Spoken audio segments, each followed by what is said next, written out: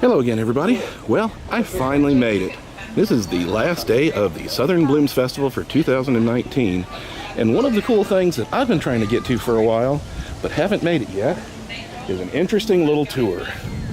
The tour is called Walking in Frieda's Footsteps. It's a historical guided tour focusing on Frieda. So let's go take a look and see what we can see today, shall we? Let's go have some fun. In Frieda's Footsteps, historical tour of Rock City Gardens. This will be approximately 2 hours long and we'll explore the gardens through Frieda and Garnet Carter's eyes. At this point, we do want to note that there are stairs and narrow passageways. I'm looking at that. I'm looking at that little white dog. Is there very many stairs? There's, Or is there a place maybe to branch off before you get into a real heavy area? there's not a whole lot of steps in a row, but there are several areas with the steps, and sometimes there aren't railings. Okay. Before Rock City Gardens was formed, this entire property was Frieda and Garnet's backyard.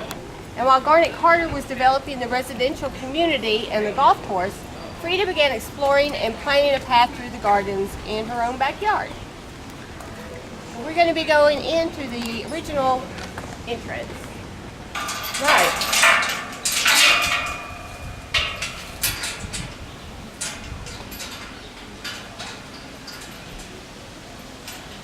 Going through the original entrance. There you go. Welcome to the original gatehouse. This was once called the Sugarloaf Shop. Before creating Rock City, Frieda sold fresh baked goods out of this building to local residents and guests. The building was used until the current entrance to the trail was built in 1937. Garnet Carter saw great potential in the beautiful pathways and gardens that Frieda was created, and he felt sure that the public would want to see her gardens and the view. So on May 21st, just a couple of days, 1932, they opened Rock City Gardens to the public. This May, or just in a couple of days, we will celebrate our 87th birthday. Opening day was met with cookies and lemonade, and we still have the cookies with the green icing today at the Big Rock Grill. This, if you want to wander in there, you can. Now, if you want to see what the inside looks like, I have documented it before. It's a pretty neat little place, and it's got a neat little video that runs. Garden Club. Frieda was an active member of that. And in that group was a 7-year-old named Martha Bell Miller who fell in love with the beauty and magic of Rock City. She returned in the 1980s to play the iconic role of Mother Goose and represent Rock City Gardens throughout the Southeast for 20 years.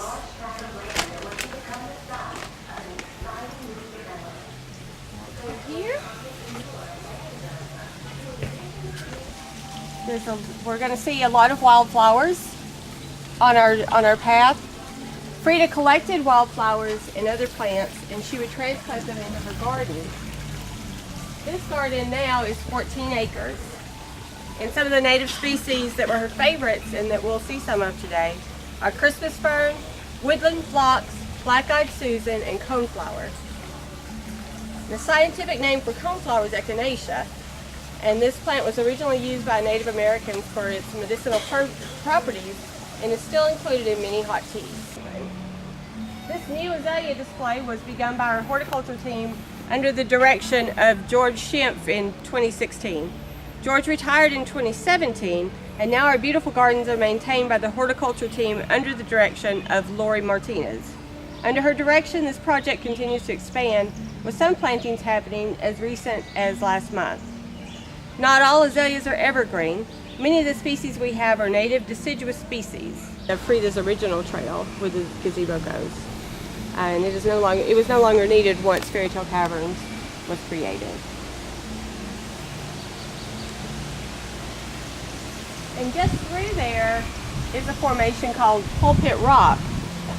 It's still on the souvenir map, but it's no longer visible from the trail. Frieda Carter was a woman of many talents, including architecture. She designed the plans for the Centrix building, along with a gas station, a sweet shop, and several homes on Lookout Mountain. Hi.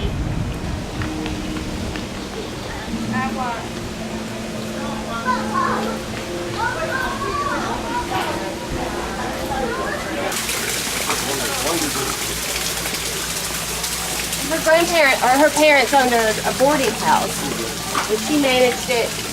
And Garnet was a traveling salesman, and that's how they met.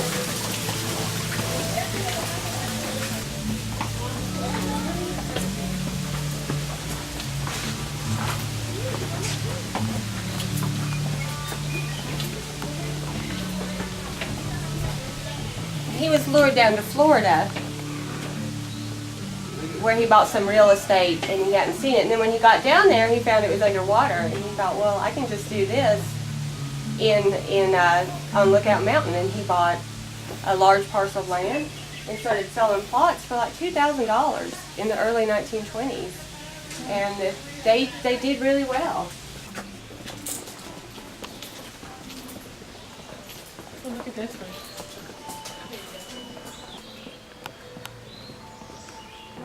To note that as Frieda explored the property, she used string and tied it from tree to tree to mark and lay out the pathways that would become Rock City Gardens.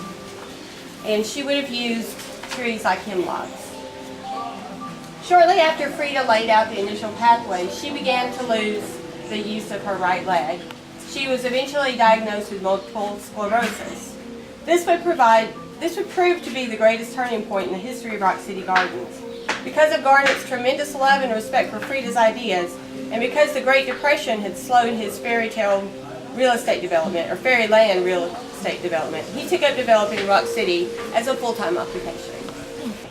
What's this one? Rhododendron. Rhododendron? Ah. By the rocks. Gnomes made their debut here at Rock City. From around 1860 onwards, many statues were made in Grafenrode, a town in Thuringia, Germany, which is known for its ceramics. Frieda's German heritage clearly played a role in the arrival of what is now an iconic image for Rock City, the gnome.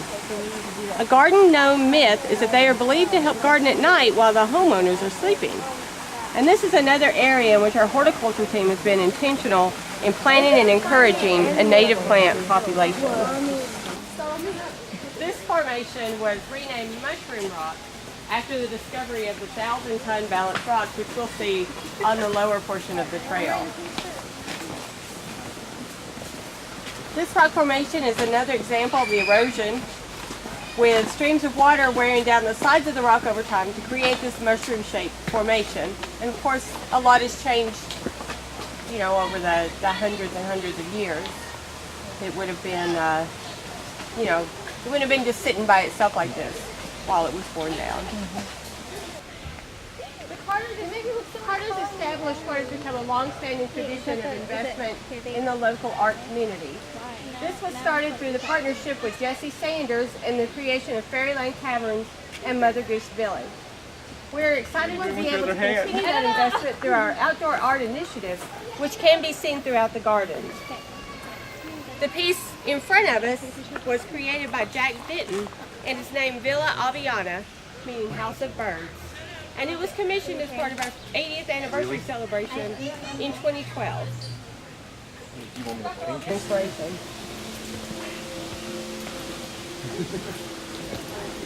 Remember that high bridge that I told you about? There's the path.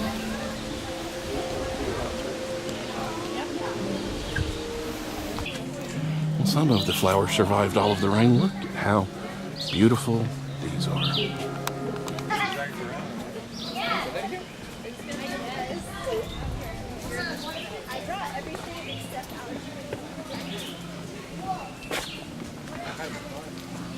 Be going through there. Right now we're at the bird viewing deck. Bandstand down there. Someone trying to escape.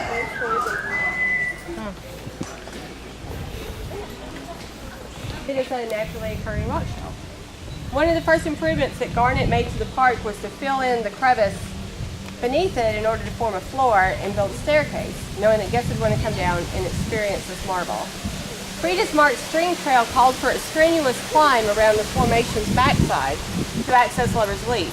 In order to make it more accessible to the average tourist, Don Galt devised a swinging bridge built of leftover cables used in the creation of the incline railway.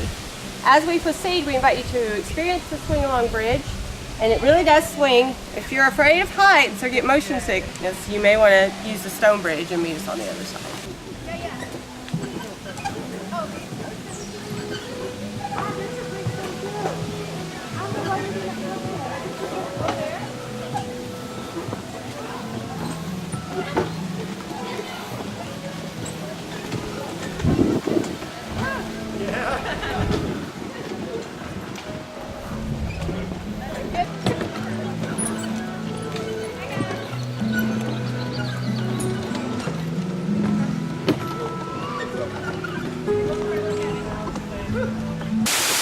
Looks like it's still a little green from St. Patrick's Day in Shamrock City.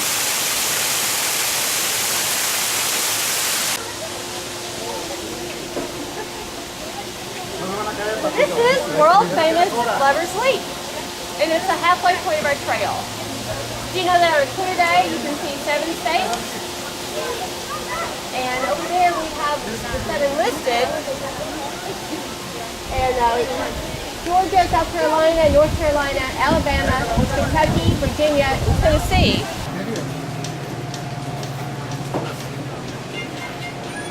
And this is Garnet and Frieda's home. It was built in 1939, and it is known as Carter Cliffs. This residence has always been occupied by the leader of Rock City. Rock City Gardens is proud to have remained a privately held, family-owned attraction spanning 3 generations. Our current CEO, Garnet's great-nephew, and his family currently live here. The Carters didn't have any children because of Frieda's multiple sclerosis, probably. And so he groomed his nephew to take over for him when he was no longer able to. And then that man's son now lives here and oversees Rock City. Well, they did a new door. I don't know what they are, but There's some kind of pink on that. If you want to stop back here after the tour, or if you want to now, you can decorate a postcard, and also we have a plant sale. Nice building thing. And it was closed until 2005 for guests. And this portion of the park is now known as Legacy Lane. And it features our critter classroom, which we saw, history through the ages in the pavilion.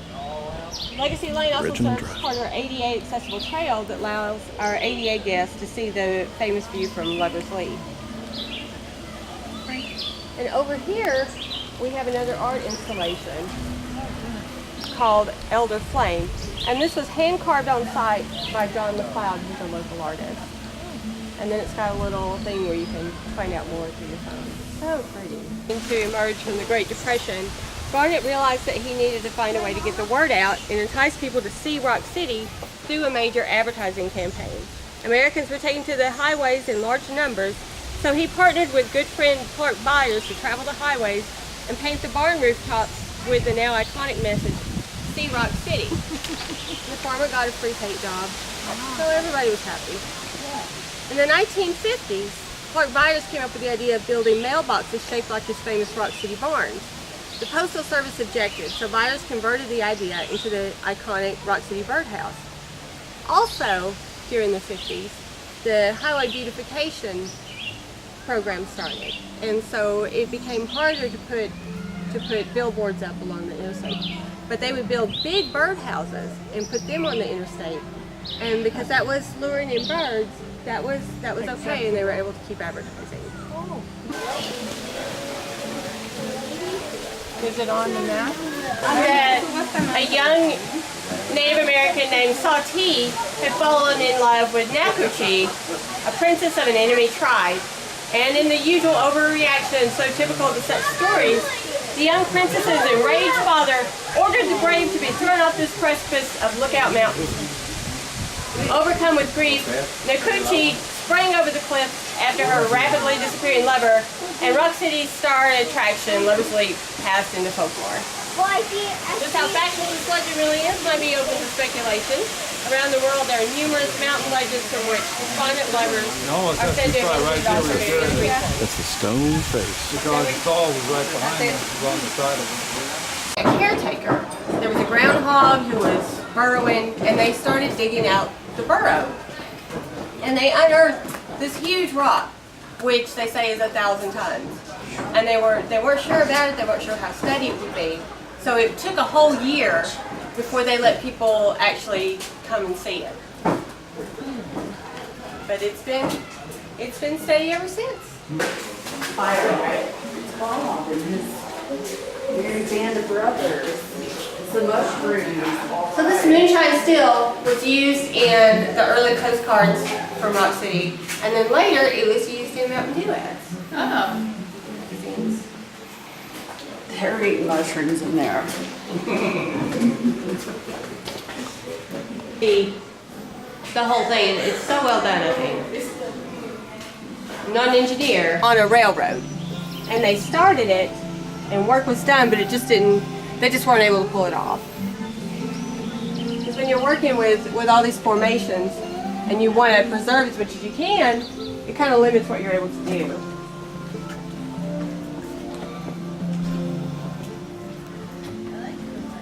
Enchanted It was pretty. Yeah, Fairyland Cavern. the Fairyland sign originally was over the entrance to Fairyland, the community. It's the work of Jessie Sanders, who started out in Atlanta and made some gnomes for us. And then she moved up here. They built a workshop and a home for her on the property. And she made all of the fairy tale characters, all of the Mother Goose villages. Last summer we had a fairy. So we've got the platform. I guess they're working on the gnomes. So when they first put in, there's not really any gnomes on this side, but you can see the gates that are custom made. And when they first put them in, they used barbed wire. And so the gates look much, much better. Go away around. And they've got these nice little pretty windows.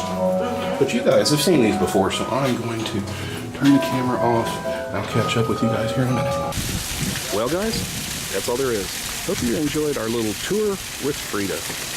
I'm off to go on some more journeys. So until then, why don't you go on a journey of your own? See you next time. Bye-bye.